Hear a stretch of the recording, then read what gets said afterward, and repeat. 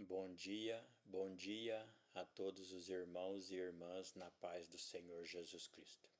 Irmãos, em nome do Senhor Jesus Cristo de Nazaré, o nosso Salvador, eu venho mais uma vez ler a palavra do Senhor e eu vou ler hoje no livro de Mateus, capítulo 13. Lembrando que o número 13 significa Jesus Cristo e os 12 apóstolos. Jesus Cristo e a doutrina dada aos 12 apóstolos. Jesus Cristo ele é o cabeça da igreja. Por isso que diz no Apocalipse que sobre a igreja havia uma coroa de 12 estrelas, que são os 12 apóstolos que coroavam Cristo. Cristo é o cabeça da igreja. Os 12 apóstolos são a coroa que estava na cabeça de Cristo. Jesus trazia a coroa de 12 estrelas, que são os 12 apóstolos. Então, Mateus, capítulo 13, fala a parábola do semeador. E diz assim, ó: Tendo Jesus saído da casa naquele dia, estava sentado junto ao mar e juntou-se muita gente ao pé dele, de sorte que entrando num barco se assentou, e toda a multidão estava em pé na praia, e falou-lhes de muitas coisas por parábolas, dizendo: Eis que o semeador saiu a semear. E quando semeava, uma parte da semente caiu ao pé do caminho. Então vieram as aves e a comeram-na. E a outra parte caiu entre os pedregais, onde não havia terra o bastante, e logo nasceu, porque não tinha terra funda. Mas vindo o sol, queimou-se e secou-se, porque não tinha raiz.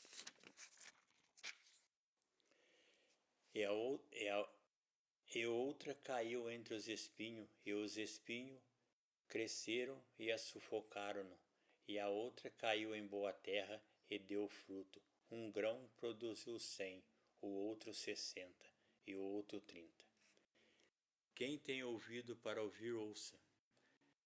E cercando-se dele os discípulos disseram: Por que lhes falas por parábolas? E ele respondeu-lhe dizendo: Porque a vós é dado conhecer os mistérios do reino do céu, mas a eles não lhes é dado, porque aquele que tem se dará e terá em abundância, mas aquele que não tem, até aquilo que tem lhe será tirado.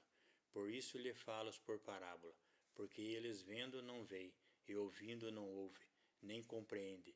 E nele se cumpre a profecia de Isaías que diz: Ouvindo ouvireis, mas não compreendereis, e vendo vereis, mas não percebereis.